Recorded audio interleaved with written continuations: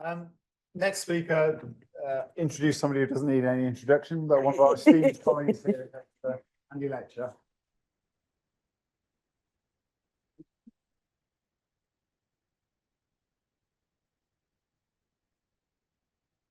That doesn't work.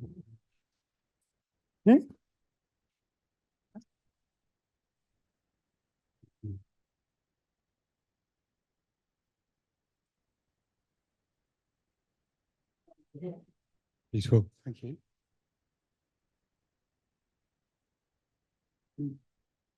Hello, everyone. My name's Andy Letcher. I'm a senior lecturer here at Exeter. I'm told I have a reputation for being critical.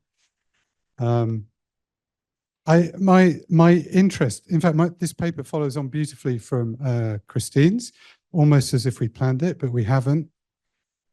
My academic interest is in worldview, is in paradigm, is in discourse. I'm fascinated by how it is we come to speak and talk about things in the way that we do. And I'm very influenced by Michel Foucault, who's been a sort of guiding light in my thought. And in a Foucauldian sense, what discourse does is it divides the world. We divide the drug abuser from the coffee drinker. We divide the sane from the insane. And discourse puts limits on what it's possible to say and do and think. So 30 years ago, you would have been considered insane for saying that psychedelics had therapeutic value, how quickly things change. So I say that as a kind of preamble. I'm very aware of the need for aftercare, for coming down. But I'm curious in how it is that we came to speak of integration, because this strikes me as something new. Okay, my two starting points. First of all, there seems to be a contemporary consensus on the need for integration. I'm not sure there are many people who would say we don't need integration. There doesn't seem to be any agreement on a definition for integration, nor is there any agreement yet on what integration should consist in, but everyone's agreed it's needed. I mean, I guess that's why we're here, right? To discuss this. And my second starting point is that this is something new. Jeff's paper puts the turn at around 2017, and I would agree with that. Certainly, as a young psychedelicist back in the 1980s and 90s, I can affirm that people didn't really talk about integration. It just wasn't something that people talked about. I thought that was going to get a bigger laugh. I mean, come on. I've been going through the archive, you know, come on. I'll come back to that. If you like a little bit more historical evidence, in the days before the internet, can you believe there was an age before the internet? How did psychedelic people keep together? Well, in Britain, through this magazine, Encyclopedia Psychedelica International, now very collectible. In issue 1, they had an LSD tripper's guide with no mention of integration or what comes afterwards at all, other than this interesting subtitle, How to Take LSD and Become an Enemy of the State. Terence McKenna had an awful lot to say about taking psychedelics, 5 dried grams on an empty stomach in silent darkness, but again, very little about integration. So it does seem to be something new. And I was going to go back to the classic guide. Well, I have gone back to the classic guide, the Psychedelic Experience from 1964, Tim Leary, Ralph Metzner, Richard Alpert. And in this classic guide to how to take LSD, they devote a whole 2 paragraphs to the day after. So that seems to imply that this is something new. However, when you read the 2 paragraphs, there's something very interesting in there. First of all, there is the hint that we need psychedelic integration. Here's a quote.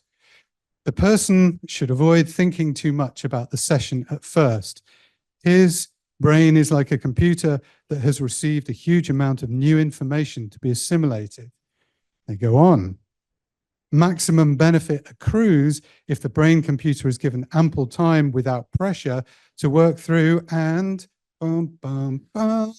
integrate the vast quantities of new impressions.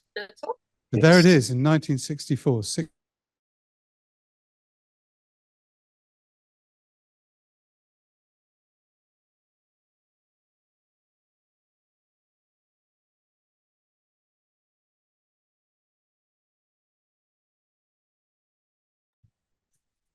Aha, no one can hear me online. Sorry about that.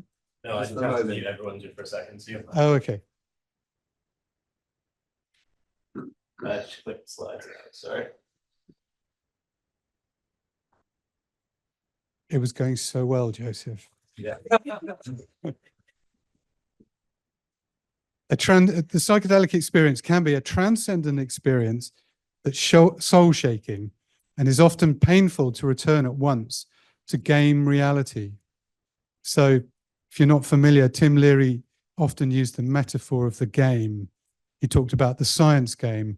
Right now, we're doing the academic game, the academic conference game.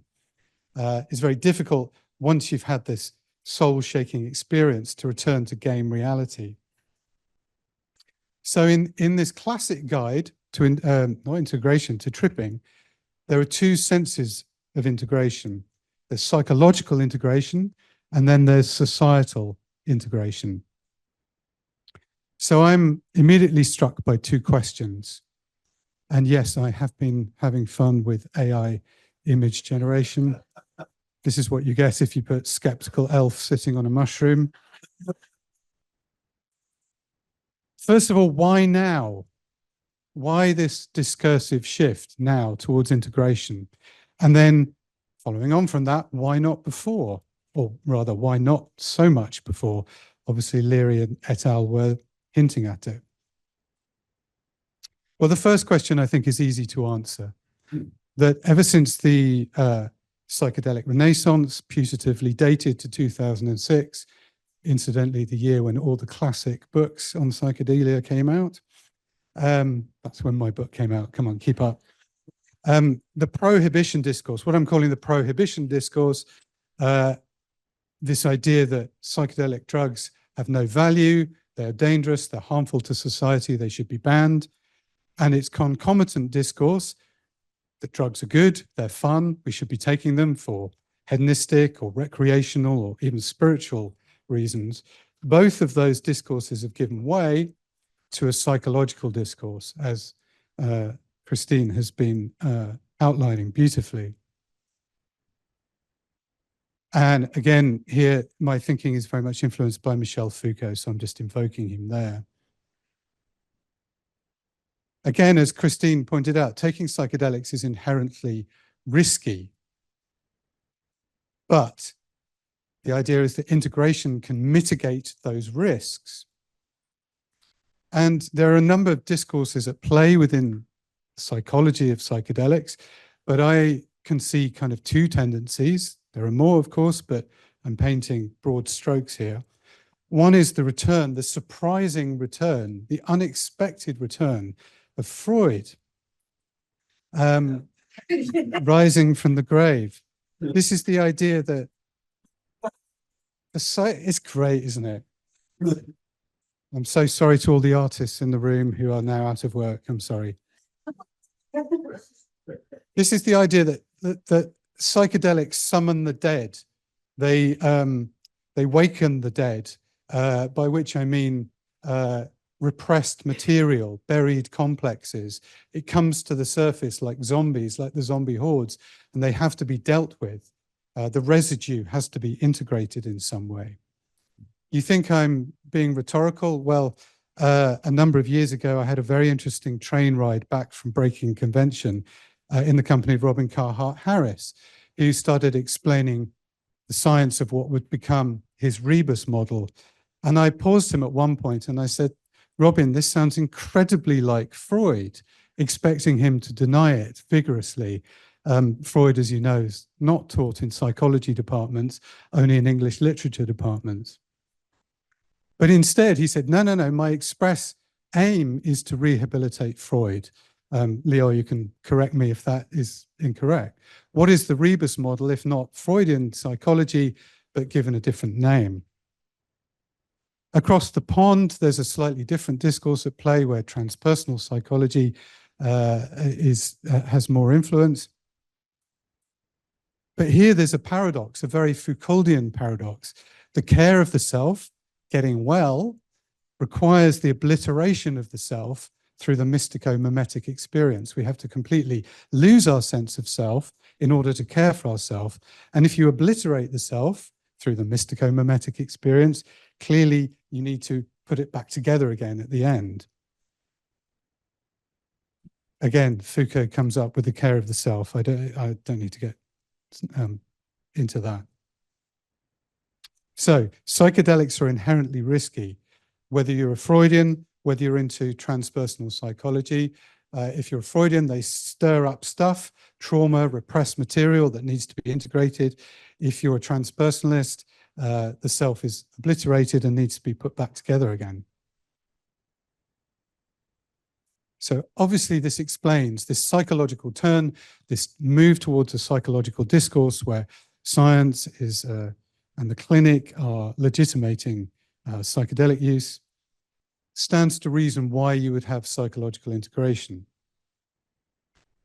However, psychedelics are risky in another sense that Christine was talking about. This can all too easily lead to this. Now, there's nothing inherent in the psychedelic experience that means you start dressing in purple, growing your hair long, listening to certain kinds of music, and so on. Those are cultural choices, right? But the nature of the psychedelic experience is that it opens you up to something risky. How do you come back from that? So there's this second sense of societal integration. Just a reminder of what Leary et al. Had to say about it. The transcendent experience can be soul-shaking and is often painful to return at once to game reality. It was so painful for Tim Leary that he abandoned it completely and walked away from the academy. Well, he was booted out of the academy, but he started playing a more messianic game. Now, those of you who've seen me speak before will be sick and tired of me going on about this paper, but I go on about this paper because I find it so utterly interesting. This is the landmark paper by Robin Carhart Harris and Carl Friston explaining the rebus model, this model of how psychedelics work on the brain. Hard neuroscience, impeccable neuroscience, absolutely brilliant and compelling paper. And then suddenly, right at the end, it changes tack and it goes from being hard neuroscience to theology with this extraordinary section, What to Do About the Woo. What happens if you start administering psychedelics to people and they start having weird experiences? They start entertaining unusual ideas. Their sense is that these should be discouraged, that people should be brought gradually back down to earth and to humdrum physicalist reality. The woo needs to be contained. It's dangerous. And so this is just a visual way of saying what Christine was saying about a radical change that only changes you a bit. It gets rid of the illness, but doesn't change you in any way. You have the psychedelic experience and then you return back. But I'm wondering if this in itself, this idea is actually generating the very need for integration. Why am I saying this? So this is another paper that I'm always going on about. It's very old. It's 1999, done by some psychiatrists down at the Maudsley Hospital in London. We can forgive them the discursive language, delusional ideation. They clearly have a firm grip of what normality means. What they're talking about is non-ordinary experiences. And what they did, I think, was super interesting. They took a group of people who were in hospital, diagnosed with schizophrenia, and they compared their experiences with a group of a control group, and also two groups of members of new religious movements. That's what the NRM is. A group of Druids, contemporary Druids, and members of the International Society for Krishna Consciousness, the Hare Krishnas. And what they found was that there was no discernible difference in the non-ordinary experiences of these different groups, apart from obviously the control group. In other words, the people with schizophrenia in hospital were having exactly the same weird kind of experiences as the Druids and the Krishnas, Hare Krishnas. The difference was that the people in hospital were distressed by their experiences. They ruminated on them. They found them problematic. Whereas the Druids were, oh yeah, I was speaking to, you know, Caradwen, the goddess, at the weekend, and yeah, it's fine. It's totally normal to have conversations with discarnate beings. So what this seems to say to me is that integration requires community, just as Ros was saying.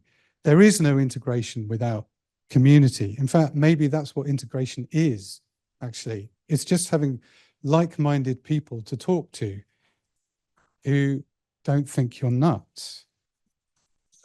Maybe this is actually an artifice. Maybe they're just two sides of the same coin. Maybe what people are looking for is community. This is a Druid ceremony that I chanced upon in Anglesey. And there are people in community doing their Druid things together. So I posed two questions. Why now? I think that's easy to answer. But my second question, why not before? Why weren't we talking about integration in the 1980s and 90s? I think it's because people took psychedelics for different reasons. Now, the great interest is in taking psychedelics to get well. Then the interest was in taking psychedelics to become an enemy of the state. That was why we did it, right? It was not for ontological shock, but for ontological validation. To go, yeah, this reality sucks. I want something non-ordinary. Yeah, maybe we took psychedelics for disintegration rather than integration.